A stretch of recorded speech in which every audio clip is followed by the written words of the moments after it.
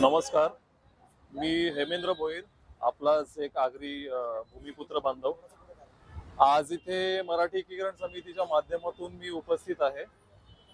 आज इथे खरं तर सांगायला अतिशय मनाला खेद वाटतो आणि दुःख वाटतंय की आपल्याच भूमीत आपण मालक असताना आपल्याला आंदोलन करायला लागते आणि हे आंदोलन आपल्या जीवावर बेतून आपल्याला करायला लागतंय, अन्नत्याग करायला लागतं. का?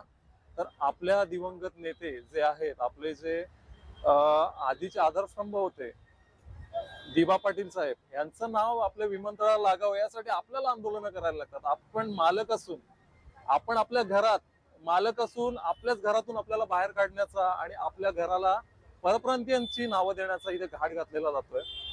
खूप सारी आश्वासनं झाली, या भूमिपुत्रांचा वापर करून घेतला, आपल्या आगरी लोकांचा, आगरी कोळी लोकांचा वापर करून घेतला इलेक्शन पुरता, आणि त्याच्यानंतर हे लोक आपली आश्वासनं विसरले, आपल्या लोकांना रस्त्यावर टाकून दिलं, आपल्या लोकांचे आज धंदे बंद केले जात आहेत, आपल्या आगरी कोळी लोकांच्या मच्छीचा वास यांना येतोय.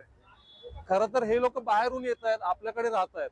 आपले जे व्यवसाय आहेत, आपले जे धंदे आहेत, ते पूर्वीपासून आहेत. इथे आपण मच्छीमारी पूर्वीपासून करतोय, आपण आपली शेती पूर्वीपासून करतोय, पण त्यावेळेला कोणाला या मच्छीचा वास आला नाही किंवा आपल्या या जी मार्केट आहेत, मच्छीची मार्केट आहेत, त्याचा कोणाला त्रास झाला नाही.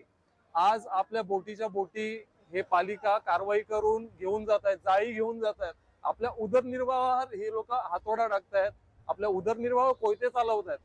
खरं तर कोयते आपल्या हातात असले पाहिजे या लोकांच्या तंगड्या आणि हात आणि जिभा छाटायला.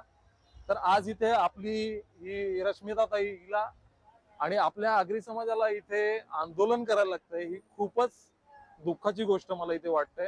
आणि खरं तर या संपूर्ण आगरी कोळी लोकांनी इथे आपली ताकद दाखवण्याची वेळ आलेली आहे आणि मी सगळ्यांना विनंती करतोय की याच्या पुढे हे आंदोलन उग्र व्हायला पाहिजे आणि ते आपण आपली ताकद दाखवली पाहिजे की आगरी कोळी लोक भूमिपुत्र आहेत काय.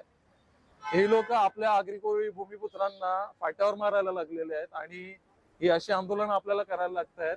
तर ही आंदोलन न करता आपण कोयते घेऊन आणि आपल्या हातात ज्या कुऱ्हाड्या असतात त्या घेऊन बाहेर पडलो पाहिजे. आता हेच बाकी राहिलेलं आहे.